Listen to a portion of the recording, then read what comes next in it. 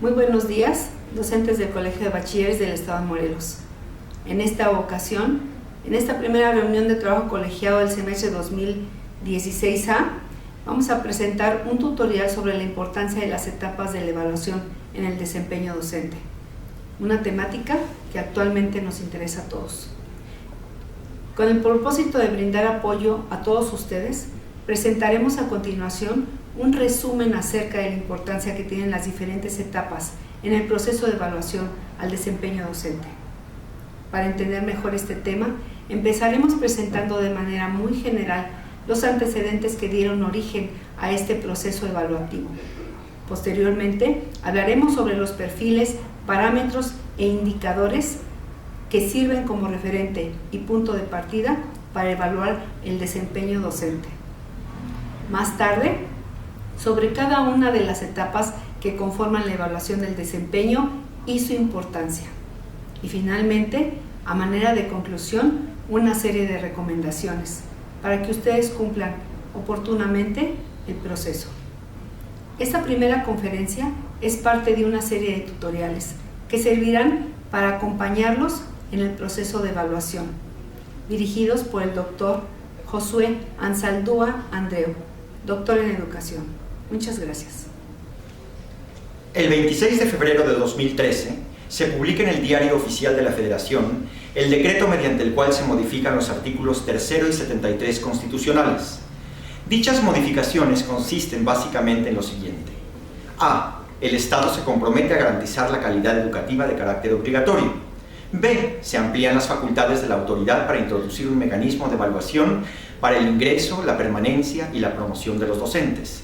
C. Se crea el Sistema Nacional de Evaluación Educativa a cargo del Instituto Nacional para la Evaluación de la Educación. Y D. Se da competencia al Congreso de la Unión a efecto de establecer el servicio profesional docente. Posteriormente, se publican las 3 leyes secundarias que reglamentan la reforma a los artículos antes mencionados: la Ley General de Educación, la Ley General del Servicio Profesional Docente y la Ley del Instituto Nacional para la Evaluación de la Educación. Con la publicación de esta última ley, el INE comienza formalmente a operar como organismo público autónomo y como máxima autoridad en materia de evaluación educativa, cuya misión será evaluar la calidad, el desempeño y los resultados del sistema educativo nacional en lo que se refiere a la educación obligatoria, así como coordinar el Sistema Nacional de Evaluación Educativa. Corresponde, pues, al INE emitir lineamientos sobre la evaluación del sistema educativo nacional, así como su periodicidad, considerando que se llevará a cabo por lo menos cada 4 años. La evaluación del desempeño adquiere un carácter obligatorio y dicha obligatoriedad está expresada en el artículo 52 de la Ley General del Servicio Profesional Docente. La evaluación del desempeño docente tiene como propósitos: 1. Valorar el cumplimiento de las funciones y responsabilidades del personal docente, en este caso particular de educación media superior, que asegure un nivel suficiente en el ejercicio de las labores de enseñanza y que contribuya a ofrecer una educación de calidad para los estudiantes. Otro, identificar las necesidades de formación, así como los requerimientos de capacitación y actualización de los docentes, acordes con las prácticas de enseñanza del modelo educativo del nivel y que contribuyan a su desarrollo profesional. Y finalmente, atender el desarrollo de la función docente en la medida en que la evaluación del desempeño permitirá definir los procesos de promoción con cambio de categoría y de reconocimiento profesional del personal de educación media superior. Para alcanzar estos propósitos, la evaluación del desempeño en educación media superior toma como punto de partida el documento Perfiles, Parámetros e Indicadores para docentes y técnicos docentes en educación media superior. Recordemos que un aspecto fundamental para evaluar el desempeño es contar con un referente que nos indique qué es lo que se espera de un docente para considerarlo como idóneo, para llevar a cabo sus funciones como tal y lograr una educación de calidad que asegure el máximo logro del aprendizaje de los educandos. Asegurar un nivel suficiente de desempeño para quienes realizan funciones de docencia es uno de los propósitos esenciales del servicio profesional docente, lo cual se encuentra contenido en el artículo 29 de los lineamientos para llevar a cabo la evaluación del desempeño, que a la letra dice: la evaluación del desempeño tiene como finalidad medir la calidad y los resultados de la función que se desempeñe, así como asegurar que se cumpla con el perfil y el compromiso profesional que requiere un sistema escolar para garantizar el derecho a la educación de calidad. Para llevar a cabo la evaluación del desempeño, se consideran esencialmente, como se mencionó hace unos momentos, los perfiles, parámetros e indicadores definidos y autorizados conforme a la Ley General del Servicio Profesional Docente. Para la educación media superior, los perfiles están definidos a partir de 5 grandes dimensiones que se dividen en una serie de parámetros que a su vez se subdividen en indicadores. En mayo de 2015, la Secretaría de Educación Pública, a través de la Subsecretaría de Educación Media Superior y de la Coordinación Nacional del Servicio Profesional Docente, publicó los perfiles, parámetros e indicadores para evaluar el desempeño docente y que presentamos a continuación en la siguiente lámina. Veamos, en la dimensión número 1, el perfil dice: adapta los conocimientos sobre la disciplina que imparte y los procesos de enseñanza-aprendizaje de acuerdo con las características de los estudiantes. La segunda gran dimensión nos menciona que el docente debe planificar los procesos de formación, enseñanza, aprendizaje y evaluación, atendiendo al enfoque basado en competencias, y los ubica en contextos disciplinares, curriculares y sociales. La dimensión 3 nos dice que el docente debe organizar y desarrollar su formación continua a lo largo de su trayectoria profesional. La dimensión 4 vincula el contexto sociocultural y escolar con el proceso de enseñanza-aprendizaje. Y finalmente, en la dimensión número 5, nos indica que el docente debe construir ambientes de aprendizaje autónomo y colaborativo, atendiendo el marco normativo y ético. A cada perfil corresponden una serie de parámetros y a cada parámetro una serie de indicadores que se encuentran detallados en el documento Perfiles, Parámetros e Indicadores para Docentes y Técnicos Docentes en Educación Media Superior. Veamos a continuación los perfiles y los parámetros que corresponden a cada uno de los perfiles. En el caso número 1, adapta los conocimientos sobre la disciplina que imparte y los procesos de enseñanza-aprendizaje de acuerdo con las características de los estudiantes. Aquí tenemos 4 parámetros muy importantes. El primero de ellos nos dice: utiliza los procesos de construcción del conocimiento, enseñanza-aprendizaje, basados en el modelo por competencias, aplicados en su práctica docente. El parámetro número 2, argumenta la naturaleza, métodos y consistencia lógica de los saberes de la asignatura o módulo que imparte. El tercero, identifica las características y necesidades de aprendizaje de los estudiantes para su formación académica. Y finalmente, el cuarto parámetro de esta primera dimensión nos dice que diseña estrategias de evaluación de los aprendizajes de acuerdo al marco normativo vigente. La segunda dimensión está conformada por 4 grandes parámetros, que son: el primero de ellos, establece los conocimientos previos y necesidades de formación de los estudiantes para la planeación y el desarrollo de su práctica docente. El segundo, elabora planes de trabajo que incorporan estrategias y técnicas orientadas al desarrollo de competencias que se vinculen con el contexto social de los estudiantes. El tercero, establece estrategias de evaluación y retroalimentación para el desarrollo de los procesos de aprendizaje y formación de los estudiantes. Y el cuarto y último, emplea las tecnologías de la información y de la comunicación disponibles en su contexto como herramienta de su práctica docente. La tercera gran dimensión está conformada por 3 parámetros, que son: reflexiona sobre sus capacidades y necesidades de formación continua para la mejora de sus funciones. 2. Emplea estrategias de formación continua para la integración de nuevos conocimientos y experiencias en la mejora de su desempeño profesional docente. Y tercero, participa en la retroalimentación e intercambio de experiencias entre pares para mejorar su práctica docente. En la dimensión número 4 tenemos 3 grandes parámetros. Relaciona el entorno sociocultural e intereses de los estudiantes con su práctica docente. 2. Relaciona el entorno escolar de los estudiantes con su práctica docente. Y 3. Promueve la vinculación con diferentes actores en los contextos escolar y social para el desarrollo del aprendizaje y la formación de los estudiantes. Y la última gran dimensión, la quinta dimensión, está compuesta por 3 indicadores, que son: establece ambientes éticos, incluyentes y equitativos entre los estudiantes. 2, establece estrategias que contribuyen a la responsabilidad y corresponsabilidad académica con la comunidad educativa. Y el tercero es atiende las disposiciones legales e institucionales en su práctica docente. Los indicadores tienen un carácter más específico y van a variar dependiendo de la disciplina o asignatura de que se trate. Estos parámetros están contenidos también en el documento Perfiles, Parámetros e Indicadores para Docentes y Técnicos Docentes en Educación Media Superior. Es muy importante que los docentes conozcan los perfiles, parámetros e indicadores, pues es a partir de ellos que se evalúa el desempeño docente y están presentes en las diferentes etapas de la evaluación del desempeño. La evaluación del desempeño docente está dividido en 4 etapas. Estas etapas están especificadas en el documento Etapas, Aspectos, Métodos e Instrumentos. Proceso de evaluación del desempeño docente, Educación Media Superior, ciclo escolar 2015-2016, que son: etapa número 1, informe de cumplimiento de responsabilidades profesionales. En esta etapa, el director de la escuela emite un informe con el propósito de identificar el grado de cumplimiento de las responsabilidades profesionales del docente que son inherentes a su profesión, es decir, la puntualidad, la asistencia, la entrega de calificaciones, las planeaciones didácticas, etc. Su participación en el funcionamiento de la escuela, en las academias y su vinculación con los padres de familia y con la comunidad. Se trata de un cuestionario compuesto por una serie de preguntas cerradas que son respondidas por el director del plantel. Una segunda etapa se refiere a la elaboración del expediente de evidencias de enseñanza.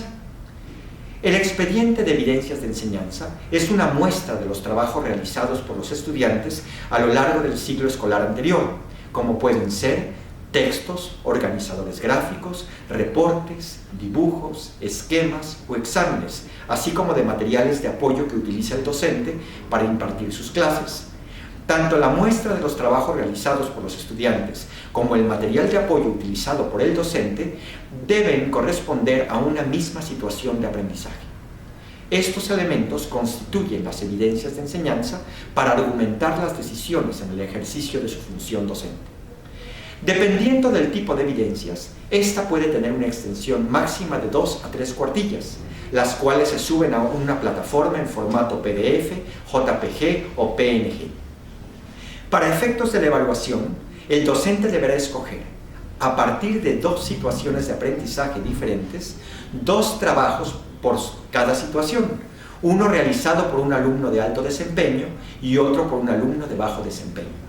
Para cada situación de aprendizaje se presenta la evidencia de enseñanza correspondiente, es decir, algún material elaborado por el docente para presentar el tema.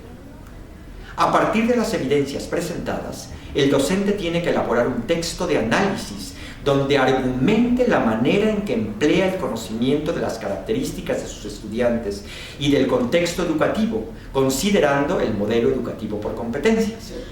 El texto estará guiado por un conjunto de enunciados que facilitan su elaboración y el tiempo para realizarlo en línea es de aproximadamente 4 horas.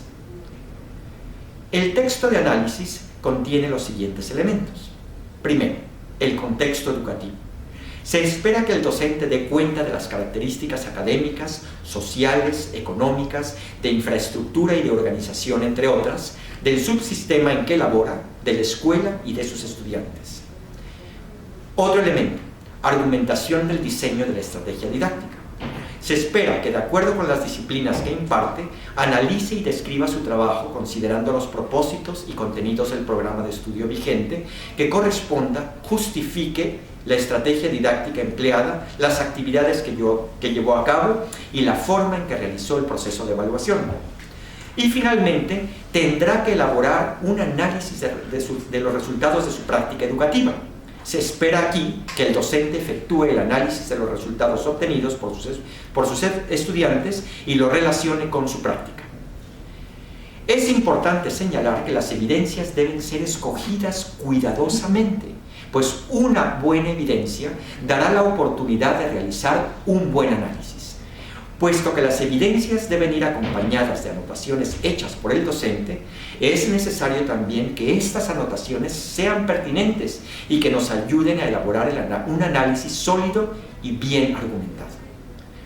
Los aspectos a evaluar en el expediente de evidencias de enseñanza, marcados en el documento, etapas, aspectos, métodos e instrumentos, proceso de evaluación del desempeño docente, educación media superior, ciclo escolar 2015-2016, son A. Dimensión 1, con los parámetros 1.1, 1.2, 1.3 y 1.4. Y la dimensión 4 en el parámetro 4.2. Así, por ejemplo, los parámetros 1.3 identifica las características y necesidades de aprendizaje de los estudiantes para su formación académica, y 4.2 relaciona el entorno sociocultural e intereses de los estudiantes con su práctica docente, tienen que ver con el punto referente a la descripción del contexto educativo y con algún enunciado guía en donde se pida describir las características del entorno que se asocian con el proceso de aprendizaje del alumno del cual se presentó la evidencia. De ahí la importancia que tiene que al momento de describir el contexto no se pase por alto señalar los aspectos familiares, sociales, culturales que favorecen u obstaculizan el proceso de aprendizaje de los estudiantes. O bien, cuando se pide describir al alumno de quien se presentó la evidencia, puntualizar aspectos como edad, estilos de aprendizaje, proceso en que se encuentra, desempeño en el grupo, frente al trabajo, tanto individual como en equipo. En pocas palabras, las descripciones no son gratuitas, tendrán que ir siempre relacionadas con los procesos de aprendizaje. La etapa número 3 la constituye en la evaluación de conocimientos actualizados de la asignatura que se imparte y de las competencias didácticas que favorecen el aprendizaje de los estudiantes. Esta etapa consiste en 2 exámenes. El primero permite valorar el dominio del conocimiento específico en la asignatura que le corresponde. El segundo, valorar la capacidad del docente para afrontar y resolver con éxito diversas situaciones de su práctica profesional en la enseñanza y logro de competencias de su programa de estudios. Para llevar a cabo la valoración del manejo de competencias didácticas que favorezcan el aprendizaje de los conocimientos y competencias disciplinares en los estudiantes, se plantean un conjunto de situaciones vinculadas con las prácticas de enseñanza, contextualizadas en distintos escenarios que el docente debe hacer frente, planteando alternativas para su solución. Los exámenes de conocimientos y de capacidades didácticas están construidos en concordancia con los perfiles, parámetros e indicadores establecidos para los docentes que imparten las asignaturas en los campos disciplinares de matemáticas, ciencias experimentales, humanidades, ciencias sociales y comunicación, complementados con los instrumentos de evaluación de las disciplinas y asignaturas de cada uno de estos campos. Es indispensable que el docente sepa que el examen de conocimientos actualizados de las asignaturas abarcan mucho más allá de los contenidos que vienen en los programas de estudio. Se trata de preguntas que van desde un nivel básico hasta uno avanzado. El examen de casos está conformado por 2 partes. Uno es una narrativa, que es un texto que describe la situación-problema al que se puede enfrentar un docente en su práctica profesional cotidiana, ya sea a nivel de aula o de escuela. Este breve escrito describe personajes, sucesos en los que se presentan datos y procesos que servirán de insumo para el análisis o resolución de la situación-problema por parte del docente. Y por otro lado, se dan una serie de tareas evaluativas, las cuales son reactivos asociados al texto de la narrativa. Las tareas demandan al docente la puesta en juego de sus conocimientos, habilidades didácticas y experiencia profesional respecto a situaciones similares a las que se ha enfrentado en su quehacer cotidiano. Para el examen de casos, se aconseja leer atentamente la narrativa y a partir de nuestra experiencia, conocimientos teóricos y la normativa vigente, saber discriminar las respuestas incorrectas y determinar la correcta a partir de lo que se está preguntando exactamente. En la tercera etapa se evalúan diferentes parámetros de las 5 dimensiones. Tenemos finalmente la cuarta etapa, que es la planeación didáctica argumentada. Esta etapa tiene como propósitos conocer las estrategias y elementos didáctico-pedagógicos que utiliza el docente para favorecer el aprendizaje de los estudiantes, es decir, cómo organiza su práctica educativa a partir de considerar los fundamentos del modelo de la educación media superior, los elementos del contexto en que se desarrolla su función y las características de sus estudiantes y los recursos con los que cuenta. Es un ejercicio en el que el docente analiza, justifica, sustenta y da sentido a las estrategias elegidas para su intervención en el aula.